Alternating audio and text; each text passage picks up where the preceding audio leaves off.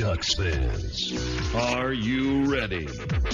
You are listening to the Ducks and Pucks podcast with your hosts, Mike Walters and Eddie Jones. This is the number one home for Anaheim Ducks talk and analysis. Here we go. Welcome to the show. This is your host, Mike Walters, along with my co-host, Eddie Jones, and we are back to cover the Ducks after their, interesting road trip, I guess is the way we could put it, Eddie. We talked about this road trip. The Ducks ended up getting, 5 points out of 8. Kind of a roller coaster, I guess you could say, within each game, really. So we'll cover all these when they did their West Coast swing of Canada. They played Calgary, Edmonton, Winnipeg, and Vancouver. So we'll talk about these games. We're going to talk about the games coming up here as the final week in a couple days comes up. Of course, we're going to talk about Troy Terry and all that news. We've got some fan questions. We've got a little bit of an update on Cogliano, as well as he was nominated for an award again. So we'll see how that goes. And like we said, we'll go through all that as usual. So, oh my God, what a mess this last week and a half is. If you're a Ducks fan, you're probably, maybe you're drinking a little bit more, maybe you're grabbing whatever you're holding right now a little bit tighter. I don't know how to explain this last week and a half. It has been crazy, Eddie. The Ducks win a couple games, lose a couple games. They're in the heat of it. They're tied with the Kings. They're going to play the Kings on Friday. That probably the biggest game of the season. And what a weird road trip, Eddie. They started out this, trip in Calgary. They didn't play well in the beginning. Andrew Cogliano got a shorthanded goal. Kasse and Lindholm got some goals. Boschman had a goal later on. The Ducks, they ended up, starting out the road trip with a win 4-0 over Calgary, but it wasn't really the greatest game to start the trip. They had no Manson in this game, as you know, he was injured before in that game against the Devils. They ended up winning this one, Eddie, getting 2 points, but kind of a weird start to, the road trip, and then, of course, the subsequent games afterwards. Yeah, I mean, it was a weird road trip and disappointing, but they still picked up 5 out of a possible 8 points, so you can't be disappointed. I think if they had played well and they came out and they had a 2-1-1 record, you would have been like, oh, okay, well, I'll take it. I mean, especially you pick up points in 3 out of 4 games. That's kind of what we expected, at least a little bit from this road trip. When we were going into it, I know when we previewed it, we said that you had to beat Calgary. Edmonton was going to be a tough game, but still that's considered a game you should be winning. Vancouver was a game you should be winning, and we'd be happy if they picked up 1 point against Winnipeg. And all of that came true, of course, except for the last game against Vancouver. But it just every game was a mess. I mean, they really were. I mean, we'll start with the Calgary game because that was the first one that's kicked everything off. And if you looked at the score, you would have thought, oh wow, the Ducks must have dominated this game. They won 4-0. A big win, a good start to the road trip, and 2 out of those 3 things are true because it wasn't a good game. They didn't dominate. They had 16 shots on goal the entire game. Calgary had 29. John Gibson stood on his head, and Calgary really controlled the play from the outset, and they actually got better throughout the game, and obviously the Ducks ended up winning the game 4-0. But it was just, I don't know how to explain this game. I mean, I guess they were lucky, and a lot of it, again, goes on to goaltending, and John Gibson had another strong game, but, like you said, Cogliano, Kasha, Lindholm, Boschman, all getting goals in this one, and, when you get dominated in the shot attempts like the Ducks did, you're lucky to come out of it with a win, let alone a 4-0 win. Yeah, I mean, if you look at the first 2 periods in this game, they were outshot 23-11. I mean, really? It didn't look that good, and we had the watch party, by the way, at El Ranchito. We had a lot of people there. We had a lot of fun. We gave away free T-shirts and whatnot. We're looking to do another one. Cross your fingers if the Ducks make the playoffs. We're looking to do another one in April. But even the people there, we were all like, what is going on with this team? They're getting outshot. Like you said, I mean, the opportunities came the Ducks' way, and that's really why they won this game. I mean, Cogliano makes a great individual effort shorthanded. He scores. Kasha, Lindholm, great plays as well. And, I mean, the Ducks had very few opportunities, but they cashed in on those, and they built that 3-0 lead going into the third period. But, man, I mean, like you said, they only got 16 shots on goal. I guess the best part was they won the face-off battle in this game. I mean, that's the only real thing you can look digging at. now for something. I know. That I know. to get It was some kind of terrible, positive. Eddie. Yeah. It really was. I mean, Mike Smith won this game for the Ducks, in my opinion. I mean, the first goal was a turnover from Dougie Hamilton. Not much that he could do, and it was really a breakaway in Calgary's own zone for Cogliano. He was one-on-one with Mike Smith and made him pay. Andre Casher's goal, great effort to pull off the spinorama, but a weak shot, really, and it squeaks 5-hole on Smith. And then Lindholm's goal caps it all off. Nobody's screening him. He's going the wrong way, and Lindholm kind of fools him with shooting it to the other side, and he goes in on him, blocker's side. I mean, you have to give Mike Smith some credit if you're a Ducks fan, and that's number one star. Reason. Yeah, number one star. Exactly. He's a big reason they won that game, because the Ducks just didn't look that good, and it kind of continued into the next game as well.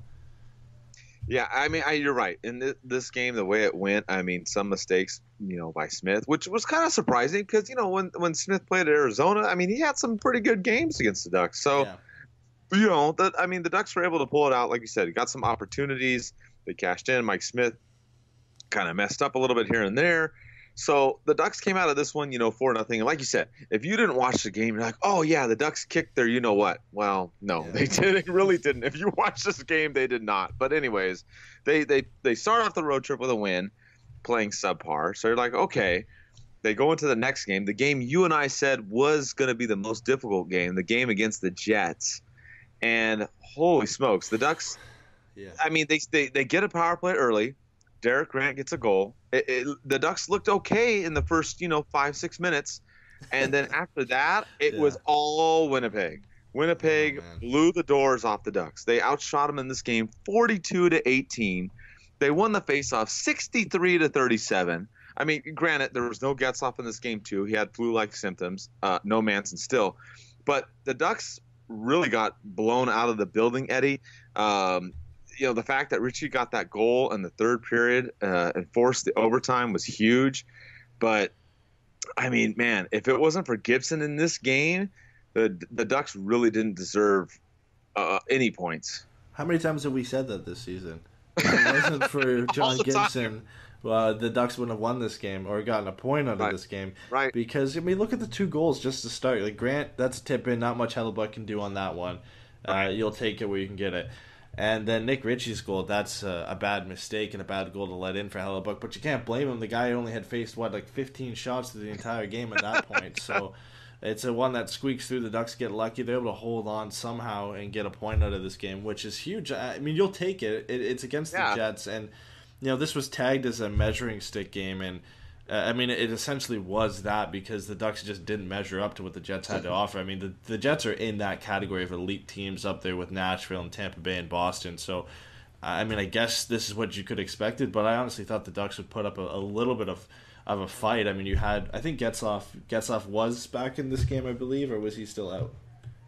No. This was the one where he had the flu-like symptoms. Yeah, so Getzlaf and Manson were both out for this game, so it's understandable. But I think even with them in the lineup, the Jets still would have dominated this game because they were obviously the better team. And you got to give the credit to John Gibson again. I'm looking through some of the clips from this game, some of the saves he made in this game, a couple toe saves here and there, a couple of breakaway saves. I mean, he just does his best on a nightly basis to keep the Ducks in it. And you'll take a point out of this game when you get outshot 42-18. Yeah, the only thing that the Ducks did do decently is they had 24 block shots in this game. Yeah. That's the only thing that they did to help keep them into it. Yeah. But, I mean, good God. I mean, they still, like you said, they had to lean on Gibson in this game. And when Kyle Connor scored in overtime and the Ducks lost, I wasn't really that upset. I was like, you know what? I'm happy we came out of here with a point because basically for almost the entire game, the Ducks just got manhandled. And, I mean, it's just frustrating. Like you said, no Getzlaf, no Manson. Okay. But, I mean, we've played the Jets before, and the Ducks have played them pretty good. So, I mean, we knew this was going to be a tough battle. Obviously, the Jets and Nashville were fighting it out, for the top two spots in the Central Division. But if you saw this game, I mean, you would have thought the Calgary game was nothing because, I mean, Winnipeg really controlled this game. I'm sorry, they controlled it for probably 55 minutes of this game. I mean, after the first 5-6 minutes, it was all Jets. It's identical to the Calgary game, except Calgary just couldn't capitalize on their chances, and Yep. the Jets did. I mean, they only got two, of course, before overtime, so that's all the credit in the world to John Gibson. But it's really a carbon copy of that game where the Ducks just didn't have anything going for 55 minutes of that game, other than the first couple minutes where they were able to pot a goal, and that was pretty much it. And it was a trend that continued. I mean, they do get a win in the next game against the Oilers, but they didn't look great for most of that game either. No, you're absolutely right. In this game, they did outshoot the Oilers. They did win the faceoff battle. They weren't able to convert on the power play, but you looked at the first two periods, and the Ducks got down 3-1. Your favorite player, Connor McDavid, if you're a Ducks fan, he's been tearing it up. He scored. Obviously, Madsen came back in this game. He got one. Getzlaf was back in this game, but the Ducks were down 3-1 going into the third. And the comeback on Catella visits Rogers Place, I guess, is the way we can call this game, because in the first 6 minutes, Henrique and Perry score. All of a sudden, it's a 3-3 game with 14 minutes to go. Calgary scores again. You think, oh, great, now the Ducks are going to lose. But no, Henrique comes back, he scores. And, they force overtime, and Lindholm scores. So it's like the trend continues, Eddie, with Edmonton blowing these leads against the Ducks. The Ducks end up winning this game, getting the 2 points, but, I mean, they did not show up till the third period in this one. No, and this is the only period I feel like they showed up in on the entire road trip. And the only reason they won this game, I mean, they had 38 shots at the end of the game, 22 of which came in the third period. Yeah. I mean, they were getting dominated up until that point, and Edmonton was full credit for their 3-1 lead. And they finally decided to show up. I don't know if Edmonton was tired. I think they'd played the night before against the Kings as well, so you could see a little bit of tired legs coming into play. And the Ducks definitely get some credit to tying the game up. They almost won it, too. I think Raquel had a chance in the final minute of the game on a little bit of a breakaway, and Talbot was able to stop him. So they almost won it there. And they finally get to overtime. And honestly, this is how I felt going into overtime, because McDavid already had 2 points on the night. He was 1 goal shy of 40 goals and 1 point shy of 100. I mean, the script was written that he would score a goal in overtime, and he'd get his 40th goal and 100 point on the same play. But the Ducks had other plans. I mean, people were upset with this outside of the Ducks community, the way the Ducks handled OT. If you didn't see it, they spent about the first minute and a half of overtime in their own zone. I guess waiting for Connor McDavid to get off the ice, pretty much. They had a full, I think it was, I can't remember who started overtime. I think it was Kessler's line started overtime. And by the time they finally got out of the zone, the Ducks had already made a change, and Getzlaf and Raquel and Lindholm came over the board, so they didn't even get any offensive zone time. And then Getzlaf gets it over to Raquel. Raquel dekes around Getzlaf, gets it to Lindholm, who pots it in for the OT winner. The only shot of overtime, the only time of possession in the offensive zone for the Ducks, and they're able to get a goal. But it's just a weird play. But, I mean, you'll take it, right? So. Yeah, I mean, I thought it was smart the way that they were keeping that puck away. I'm like, yeah, keep it away. Wait till he goes to the bench. Yeah, exactly. I mean, it was good strategy there by the Ducks, and obviously it paid off. But, God, like you said, you look at these games, 3 games in a row here, and, I mean, you look at the 9 periods of play. I mean, a little bit of overtime here and there, too. I mean, really, 8 of those 9, at least regulation periods, were not that great by the Ducks. And, I mean, it's kind of scary. So, I mean, they ended up getting those 2 points. They came back. They beat Edmonton. I guess Randy Carlyle chewed him out in the locker room between the second and third period. We don't really know what was said, but there's reports out there that he pretty much lit him up like a Christmas tree and went off on them. And so, whatever was said or done in between the second and third, obviously it worked because, like you said, they came out and dropped 22 shots in one period, which why can't you do that in other periods? But anyways, they were able to do it, like you said, and they kept the puck away from McDavid in overtime, won this game. So you thought, okay, the Ducks didn't play well for 3 games. They got 5 points out of 6. You're like, okay, not bad. We're good. We're in third place in the Pacific. It's all good. We got Vancouver. We're going there. It's the last game. Yeah, we're going to take these guys out, right? No. The Ducks go into Vancouver, and oh my God, Eddie, I'm so disappointed. They go in there. They don't play that well against them. It's 1-1 going into the third period. So some of you I know at home are thinking, okay, they came back against Edmonton. They had a great third period. That they were able to at least get a goal and tie in the Winnipeg game in third period. So you're thinking, okay, maybe they'll be able to do something in the third period. And holy smokes, it doesn't work out, Eddie. Instead, Vancouver scores 3 goals and we lose this one 4-1. Yeah, and it's disappointing because it's tough to talk about because we've all gone over this game multiple times already and talked about how disappointing of a game this was, but. The Ducks just didn't have anything going. I mean, the second period was better, and it was probably, you're talking about they had one good period out of 9. Maybe you could argue that the second period in this game was a period that they played well, and maybe not dominated, but they played well at least in the second period against the Canucks, and threw it all away in the third. It was just it was just awful. I mean, the Ducks had barely any scoring chances the entire game. 5-on-5, they had one high danger scoring chance, which is awful, and through an entire game. I mean, Vancouver had 8, which is still pretty low, and the Ducks had 1 throughout the entire game at 5-on-5, which is no way to win a game, especially against a team that's in the bottom 5 in the National Hockey League. And yes, teams love to play spoiler at this time of year. I think Vancouver had beat Dallas 2 nights before 4-1, but this is the game. If we had to peg one as probably the easiest game of the road trip, this was probably going to be it. And some people talked about, fatigue at the end of a road trip and guys are ready to go home. But you just can't do that, especially against this team. The Ducks didn't come out to play for the entire game. Maybe pick some stuff up in the second period, but Cogliano's goal was lucky. I mean, it hits off the stanchion, it comes right out to him. He's got an empty net. Other than that, the Ducks didn't have anything going. And it's probably, in my opinion, because of the timing of it, because of the standings right now, the Ducks' worst game and worst performance of the season. Because this was a game you should be winning. If you win this game, you pick up 2 points on LA, and with that extra game in hand that they had, now they're tied and they sit behind LA because of the row.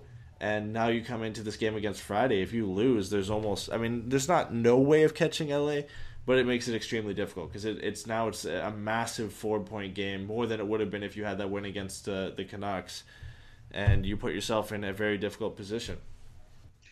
No, I mean, you're absolutely right, Eddie. This game against the Kings on Friday is probably the game of the season for the Ducks because now with that loss to Vancouver, both teams have played the same amount of games.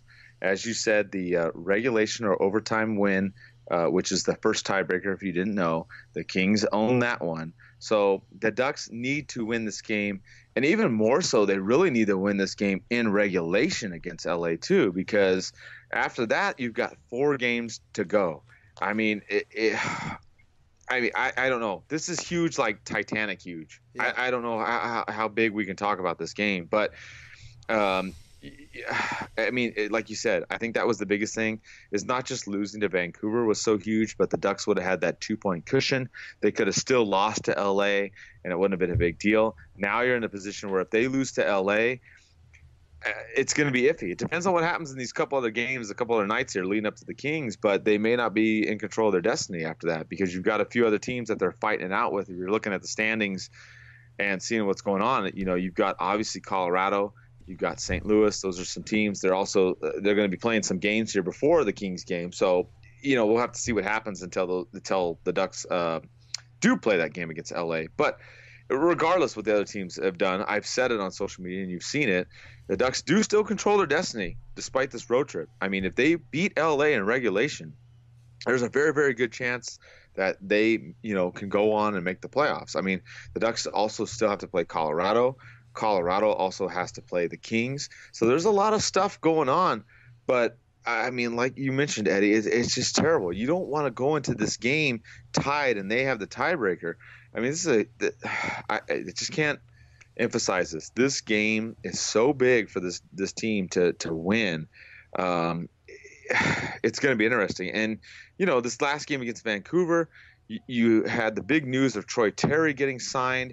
He had that entry-level deal, which was a 3-year deal. He did play in the Vancouver game. Because he played in that game, now his deal basically is a 2-year after this season. We had some fan questions about, what do we think? George asked about him and how we think he played. And, obviously, is he going to play a role in this Kings game?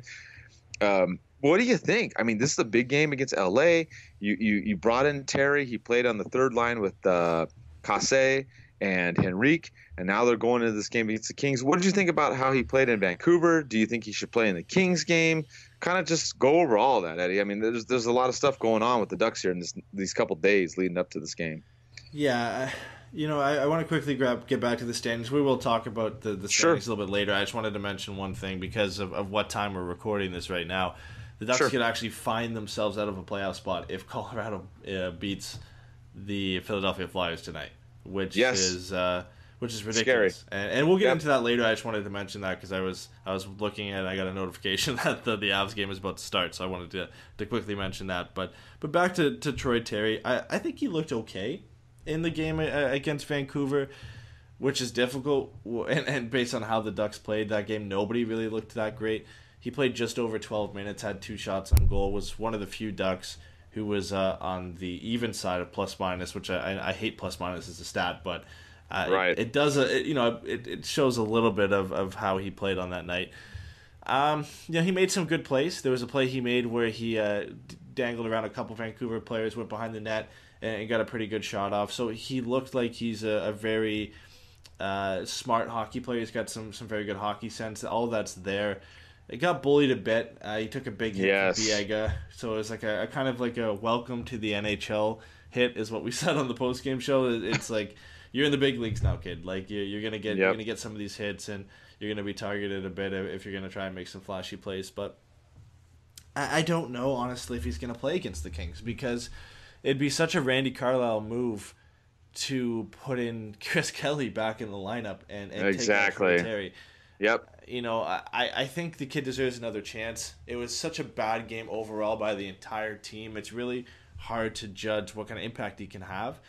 I would like to see him play against LA Kings. Somebody had brought up that he's always been a big game player. We all remember the shootout in the World Juniors. He's had some big goals and big games in college for Denver, in the Olympics as well. He played very well. Of course, the NHL is a different story, but I think it would be beneficial. I think putting him back in that line with Henrique and Cash and seeing if some things could work out, maybe even bumping him up and putting him higher in the lineup if they want to do that. I know it's tough, especially in such an important game and like a season-defining game against the Kings. But I just don't know. With Randy Carlyle, you never know, especially with the young kids. In my opinion, I could see him sitting just because of Randy Carlyle. But he had some high praise for Troy Terry before the game, talking about he likes injecting young players in the lineup and that he thinks Troy Terry can bring a different element that they haven't seen yet. So I don't know. I'm honestly on the fence. I would love to see him in my personal opinion. I just really don't know what Randy Carlyle is going to do. I agree with you, Eddie. You know what? You already brought him in. Yeah. You played him in that Vancouver game. You burned the first year of the ELC. Yeah. You know what? Just play him. That's what I'm at the point now where you already did what you were going to do, and you put him in there. I say do it right now. I say go for broke. The Ducks have got to beat the Kings. Yeah, maybe you want to bring in Chris Kelly or maybe JT Brown, whatever you're thinking. At this point, I don't really care. I say just go all in at this point. And this is something too that some people have talked about. Well, the Ducks should just miss the playoffs. If they lose against the Kings, who cares? Let's just, get a higher draft pick, blah, blah, blah, blah, blah. No, it's F that. I'm sorry. We want to beat the Kings. I'm sorry. Yeah. We want to beat them no matter what, period. And knock them out. Like, they didn't make it last year. I don't know if you saw some of the stuff that Bailey was tweeting in my buddy that runs the Ducks fan account. He put out some funny tweets too. So you check it out. He's going to go with me to the game on Friday against the Kings. So, obviously, we want to at least beat LA, but I would go for it. I mean, like you said, he made some plays and stuff. My only concern with him is size, obviously, but I mean, we've all mentioned that before. I think the skill's there. I think the speed's there. I think the hockey smarts is there. So I think you've got all that stuff. So I would still roll with him if they don't put him on the Henrique line. Like you said, maybe they mix it up or not, but I'd give him another shot. I say forget it. Just go all out, put him in there. See what he's going to do. You've got everybody else ready to go, and see what happens. So I know some people were kind of like, well, Terry got pushed around and blah, blah, blah. Well, so did Paul Kariya, and we saw how Kariya did. And I'm not saying Troy Terry is the next Paul Kariya, but I'm Yeah. just saying that based upon his size and his skill set, you can see some parallels there, and I think he's going to be fine. I mean, he didn't look that nervous to me, Eddie. I mean, he came out his first game. He only did the morning skate with the Ducks on that day, and he played a decent game for the, 12, 13 minutes he was in? Yeah, I mean, you made a very good point, too, about the fact that they've already burned a year off his ELC. What's the point of not playing him? I mean, you brought him in, obviously, because the Ducks are in a battle, because you thought he could help your team. You didn't bring him in to just give him a trial. If that was the case, they would have sent him down to San Diego and waited till next year to keep that extra year. I mean, you brought him in to make a difference. You look at other teams who brought in some college players lately. We've already mentioned Boston bringing in Ryan Donato to make their team better for the playoffs. He's playing because they think he can make their team better, and they want to make a long run in the playoffs. And there's no point in if we're only going to play him for that one game against Vancouver, no matter how he did. He could have done very bad yesterday. If that was the case, I would still say play him, because what's the point? I mean, you've now burned that year. Yep. Give him all 5 games. See what he can do. What's the point? I mean, it's better than having Chris Kelly in the lineup. No, I'm not trying to say anything bad about Chris Kelly. He hasn't moved the needle, and at least Troy Taylor has that ability and that game breaking quality where he can make things happen. We've seen that in the World Juniors. We've seen that in the Olympics. We've seen that NCAA. You saw that in brief flashes in the game against Vancouver. You saw the skill that he has, and I feel like it's just him getting a little bit more comfortable. The team obviously playing better as a whole will help him out. That's for sure, and maybe give him a little bit more opportunities. He's got that first game under his belt. Maybe giving him a little bit more than 12 minutes in this next game. Maybe popping him on the power play on the second unit if you want to do that. I mean, he definitely deserves to be there over some guys. So I could see that maybe being an interesting spot to put him in as well. And I think he's going to prove a lot if he can get in this game against the Kings. Yeah, and I agree with you 100%. I think that they should put him in there. Let's do it, see what he's going to do. I hate it, but I also agree with you on the other thing. I could see Carlisle saying, they're playing the Kings. They're a bigger physical team. I don't want to put in a smaller forward, blah, blah, blah, blah, blah. So I wouldn't be surprised that he doesn't play in the game against the Kings, but I think you and I are in agreement that if you and I were coach, we'd be like, forget this. Throw him out there. Let's see what he can do, because this is a big game. And then after this game, I mean, the Ducks got 4 more games out of this. We got Colorado, another big game. You got Minnesota, who most likely is going to make the playoffs. You got Dallas, who's pretty much not going to make the playoffs. And you got Arizona, who's out of it. So we've got 5 more games to go, Eddie. But really, these next 2 are huge against LA and Colorado. Yeah, and you do play these 2 teams, and it's funny how the season works out, where you're fighting with essentially these 2 teams to get in, and you play both of them, and you have your fate in your hands. But not only do the Ducks play these 2 teams, Colorado plays LA as well, and that's kind of a good / bad situation, because one of those teams is going to drop points, which is good.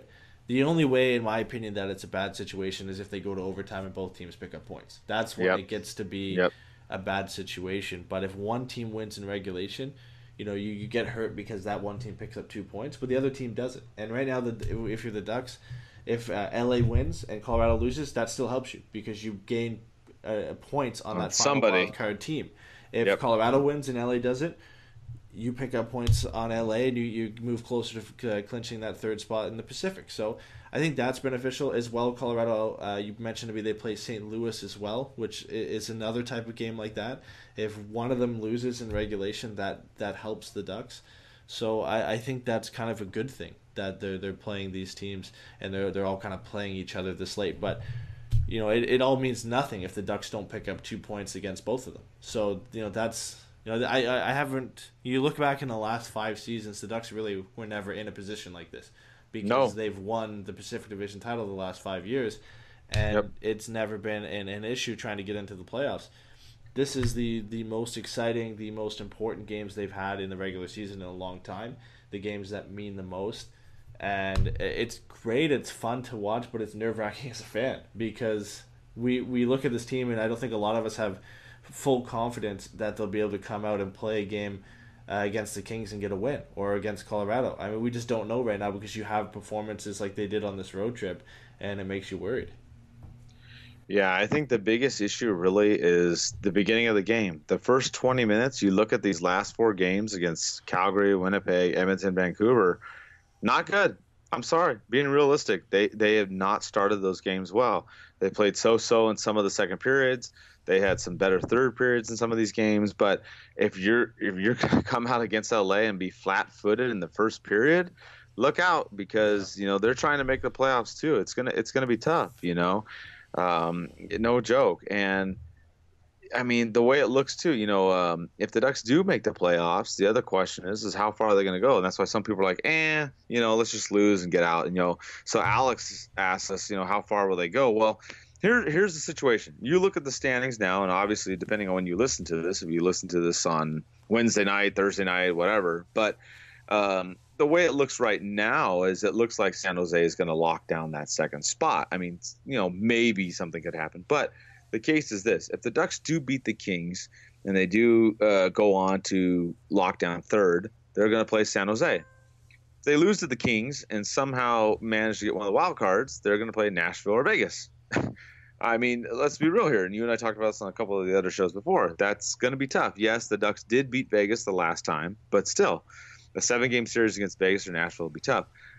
My opinion is I think if the Ducks can at least beat the Kings, get into the third spot, I do think they have a chance to beat the Sharks and at least get to the second round.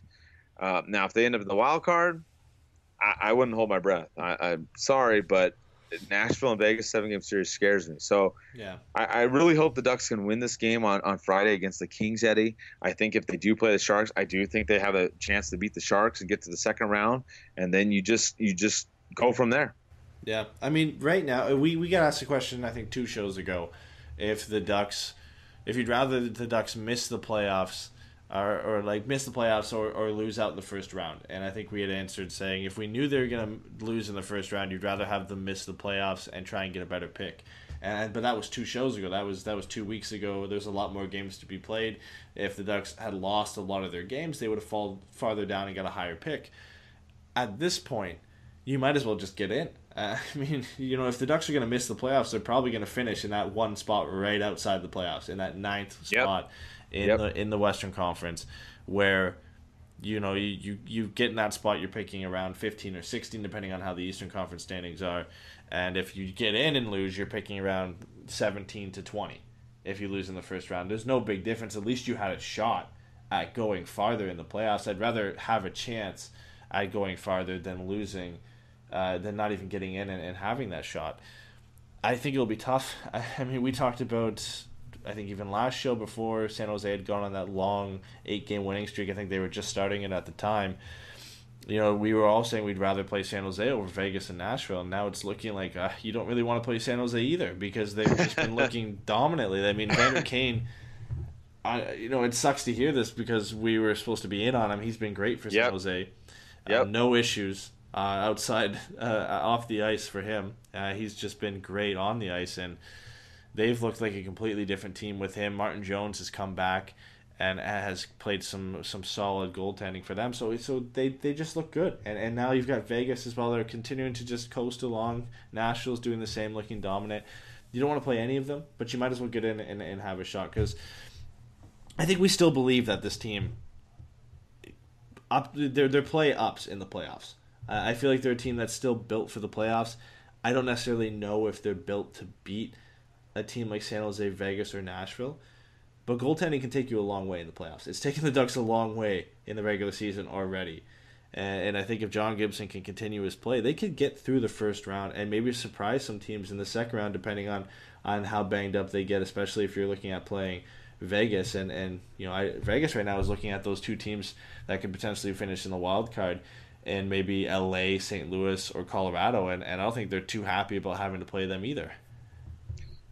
Yeah, like you said, win and get in. I mean, that's what this team has to do. I mean, of course, anything can happen, absolutely. And the Ducks, I think you're right. If they're going to make a run in the playoffs, 2 words: John Gibson. I mean, he is the one that has saved this team's a lot throughout the season. Obviously, Ryan Miller's helped out too, but As of lately, I mean, you look at some of these games, man. I mean, holy crap. I mean, he's been the one that's been standing on his head doing all he can. And yeah, there are a couple games he gave up 3 or 4 goals, whatever. But I mean, when you have no forecheck on the offense, I mean, it's kind of hard and you're defending all the time. You give up 30, 40 shots against and your offense is only getting you 15, 20 shots. I mean, hello. So to me, it's the offense. It's the biggest issue for this team. If they get in the playoffs, that's what's going to have to, turn it around. And it goes back to the point you and I talked about by putting in Troy Terry and letting him do his thing. I mean, let him do it. Just screw it. Go for it. I mean, your other options are JT Brown, Chris Kelly. They haven't really done much for your team so far. No disrespect to either one of them, but I'm just saying, hey, you got him. Try him out. I mentioned on Twitter one of the other guys, Aaron, who was laughing. He came up with a thing. You'd probably laugh at this. He called him the shiny new Troy. If you got a shiny new Troy, well, why don't you try him out? I just thought that was pretty hilarious. But it's true. Yeah. You already burned that first year. Put him in there. Screw it. Go for it. You know what I mean? See what he can do. The Ducks' ideal lineup right now is having those first, second, and third lines, plugging Terry in on that third line. And then I honestly think they need to bring JT Brown back in the lineup. I like him too. Yeah, I would love to see a Nick Ritchie, Derek Grant, JT Brown line. And look, of course, who are the two guys that are left out? The two acquisitions that we got at the deadline in Chimera and Chris Kelly just have not been great. And what a surprise that is that they haven't been great. We called that one. Yeah, I mean, maybe you can still you can still put Chimera in for JT Brown and it's serviceable. You can still have that function as a fourth line, but I think having Grant, Ritchie, and JT Brown would be an actual fourth line that could match up well against some other fourth lines in the National Hockey League, and then just having Troy Terry with his speed and skill on that third line really complements Henrique and Kasha. So I think that's the ideal lineup for them, and maybe they'll find a way to things will just click in the playoffs. You never know, because Perry always ups his game in the playoffs. Getzlaf, if he can, always ups his game. I mean, he's playing out of his mind already, but he'll find a way to up his game. And then we really need that Kessler, Cogdano, Silfverberg line to get going. What more than playoff hockey to spark a team's offense and get things going? Like you said, you just got to win and get in, and anything can happen. Anything can happen if the Ducks get in. You never know how far goaltending can take you, like I said. Nashville's a great team, probably the favorite for the Stanley Cup right now. Winnipeg is a great team. We saw that firsthand on this road trip. Vegas is a great team. Look at having to beat possibly teams in the Stanley Cup final in Tampa Bay or Boston or even the Leafs. It's not easy, but it's never easy. If you're going to make it to the Stanley Cup final, it's never an easy route. And I think they can make some noise if they get in. But something's got to change up front on offense. I mean, somebody's got to get going to spark this team. Yeah, absolutely. And the Ducks have 5 games to go. Like we said, they're playing L.A., Colorado, Minnesota, Dallas, and Arizona at the very end. I mean, it's still there. They still control their fate. Obviously, the hugest game of the season with these last 5 to go is against L.A., and then the next hugest is against Colorado. If they win both those games, I mean, you and I talked about, if they win both of them, they could probably lose the last 3 and still make it, given that LA and Colorado do play each other. Not that you want to have that happen, but that's where they're at right now. So, this road trip, I don't know, just very, very weird road trip. I mean, they were able to get 5 out of 8 points. They didn't play well in any of the games. Like you said, Gibson was the one that they had to ride to do all this stuff. But it's going to be interesting. This final 7, 8, 9 days of the NHL season to see what happens. A lot is up in air. Who's going to be in, who's going to be out. I'm with you. I still think this team can make the playoffs. I still think that, like you said, you get in, anything can happen. I don't like some of the opponents that they may face, but I mean, you can't really worry about that right now. You just got to play this last 5 games. And like you said, turn around the offense. I think putting Terry in there on the third line, like you said, even putting Brown in on the fourth line, getting some energy in there is what they need to do, and just go from there. And maybe it is Gibson that they rely on that not only gets them in the playoffs, but maybe it does get them past a couple rounds. Yeah, I mean, it has to be. They've relied on him all season, but they've got to support him if they're going to make a long run. I mean, that's what it comes down to, really, is this offense is going to have to pick it up, and they're bottom third of the league throughout the entire season, and a lot of that does fall back on the injuries at the beginning of the season, but you can't stop using that as a crutch and saying right. That's why this offense is so bad. The last road trip just shows they weren't great in any of the games. The only time the offense really shone was in the third period against the Oilers, and they really looked like everything was clicking and things were going well for them, and that was pretty much it. I mean, even in the Calgary game, they won that game 4-0, but it wasn't a great showing from the offense. It really wasn't. So there's a lot of things they need to fix, but we want them to get in. I think everybody wants them to get in. I have seen some people say, you might as well just miss out. And I think people just want to avoid the disappointment of losing the first round, and I get that. I mean, nobody wants to lose in the first round, but at least you had the shot. I mean, you don't want to be that team. It's never fun to be that team who's just missed out. And one of Anaheim, St. Louis, LA, or Colorado are going to be that team.